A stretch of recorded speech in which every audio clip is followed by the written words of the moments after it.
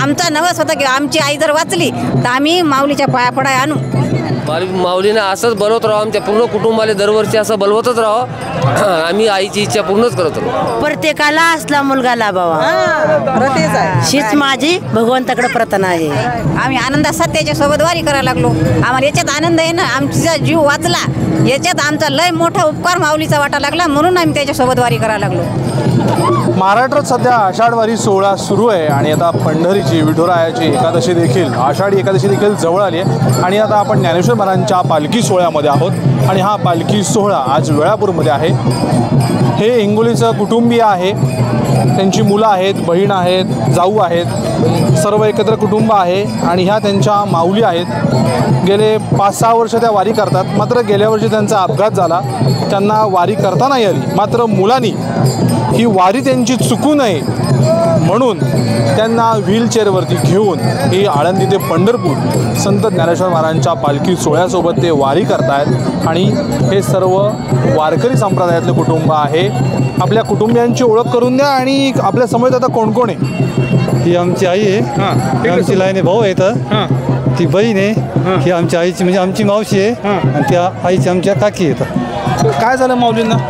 माऊलीला आम्ही शेणगाव घेऊन गेलो, आमचं थोडंसं काम होतं, तर दारू पिऊन येणाऱ्या दोघांनी ॲक्सिडेंट केला. तर इथून टोंगळे मोडल्याच्या नंतर आम्हाला चांगले 2-3 लाख रुपये 4-5 लाख रुपये लागले. आईची वारी चालू असताना मग आम्हाला वाटलं बा पडीत करायची नाही. माऊलीचा आमच्यावर अति उपकार आहे, कृपा झाली म्हणून आम्ही सायकलवर आईची वारी करत आहे. माऊली, आज वारी तुमची व्हीलचेअरवर घडतीये, पोरांनी तुमची वारी चुकवली नाही. आनंद आहे. बोलता येत नाही अपघातामुळं. बरं, ठीक आहे. माऊलीला अपघातामुळं बोलता येत नाही, मात्र माऊलींची ही 7व्यांदा वारी आहे. किती वर्ष आता हे घरी बसूनच असतात का? हो, घरी बसूनच सगळं तुम्हीच करताय? हो. तुम्ही काय नाव? तुम्ही कोण यांचं? आई लेखो मुलगी होय. बर बर. कुठलं गाव? ताकतोडा शेनगाव जिल्हा, हिंगोली जिल्हा, शेनगाव तालुका. बर. माऊलीची तुम्ही वारी चुकून नाही दिली. हो. कसं वाटतं आता? वारी निम्मा प्रवास घडला, आता आषाढी पण जवळ आली आहे, पंढरपूर पण जवळ आहे. हो, मजा वाटायली. त्रास वगैरे नाही, काही त्रास नाही. आता आईला एवढं घेऊन जायचं नाही, काही त्रास नाही. मग काय एखाद्या वर्षी आई नसेल तर तुम्ही होताच की नाही, पण आईला वाटू लागलं ना, आईला वारी करा वाटू लागली ना. तिची इच्छा नाही मोडायची? नाही, त्याच्यामुळे सोबत घेऊन आलो. कोण आपल्या? जाऊबाई. मग तुम्ही होता म्हणल्यानंतर थोरल्या की धाकट्या जाऊबाई? थोरल्या जाऊबाई. तुम्ही? मी धाकटी जाऊबाई. थोरल्या बाई जाऊ मोठ्या आहेत, बरोबर की? मग त्यांची आता वारी घडली की? हो, त्याच्या म्हणून आम्हाला घरी वारी करा वाटली आम्हाला. होय. बहिणीला आता एवढं सगळं त्रास, एवढं ऊन वारा पावसात न्यायचं व्हीलचेअरवरती. त्रास काय येतात, आम्ही चालवला आणि त्याचा त्रास काही त्रास आम्ही होतच नाही. त्याचा त्रास काहीच नाही म्हणलं, आम्हाला नाही त्याला नाही. आम्ही आनंदात सत्याच्या सोबत वारी करायला लागलो. आम्हाला याच्यात आनंद आहे ना, आमचा जीव वाचला याच्यात आमचा लय मोठा उपकार माऊलीचा वाटा लागला, म्हणून आम्ही त्याच्यासोबत वारी करायला लागलो.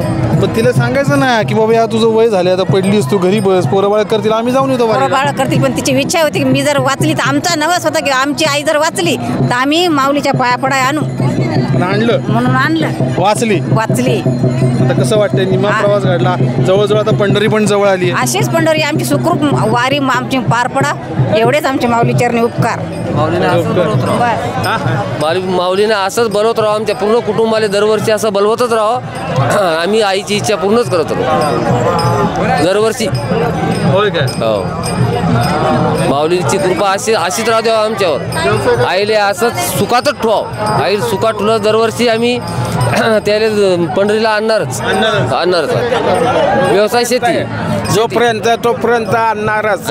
भगवंताचीच कृपा आहे हे सगळे याच्याची. नाही, माझे कुणी नाही जवळ. त्यांचा पाय मोडला म्हणून, त्यांची वारी चुकू नये म्हणून मुलांना त्यांना व्हीलचेअरवरती आणलंय. कसं वाटतं बघा? छान वाटतं. लय भारी वारी खूप आनंदाचा सोहळा आहे. असा कधी बघितला नाही एवढा. व्यसन सुद्धा कमी झालेलं आहे या वारीत. इथं सालापेक्षा व्यसन कमी झालं आहे. एक विशेष नाही तर रस्त्यानं खूप तामकुज एक पानं काय आणि काय पानं काय सिगरेटी काय असं कुठे नाही आहे पण फार क्वचित ठिकाणी आहे. कारण बघा की आपल्या आईचं तर पाय मोडले तरी त्यांना व्हीलचेअरवरती घेऊन आले. त्यांची इच्छा होती वारी करायची. छान झालं, छान. दोन मुलं ना, बहिणी, सासरे घेऊन आले. प्रत्येकाला असला मुलगा लाभावा हीच माझी भगवंताकडे प्रार्थना आहे. Bank of Maharashtra, bank of Maharashtra. बघा माऊली काय म्हणतात ते, प्रत्येकाला अशी मुलं लाभावीत तुमची सेवा करणारी. असं भाग्य लागते, आणल्या जन्मातलं भाग्य लागते, काहीतरी पुण्य लागते. सगळ्याच्या नशिबात नाही आहे. नशिबात नाही. स्वर्गात बी नाही आणि याच्या मूर्ती धामात बी नाही. फक्त मानव जन्मातच आहे 16. दुसऱ्या जन्मात कुठे पाहायला भेटणार नाही. बरोबर आहे. आमची एकच कृपा आहे पांडुरंगाला, कोणीही व्यसन करू नका.